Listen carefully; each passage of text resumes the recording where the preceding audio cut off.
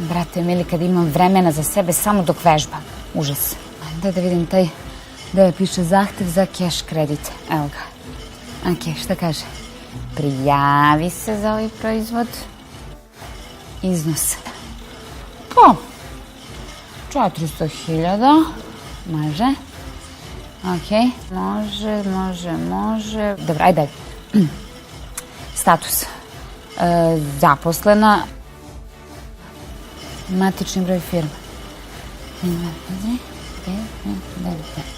Stvarno, šta ja pamtim, Bože, sačekaj. Ok, ajmo dalje, šta kaže?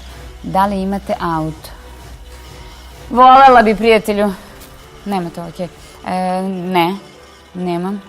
Šta dalje kaže? Aha.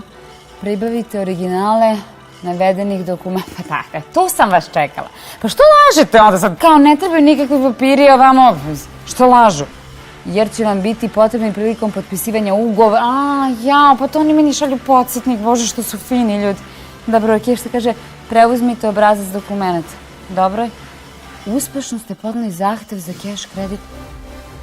Gle, gotovo već. Bože, vidi bez ikakve dokumentacije. Dosta za danas, ne mogu više. Sad samo da se načekam jedno mesec dana, vjerojatno da mi jave da li je odobren ovaj zahtev.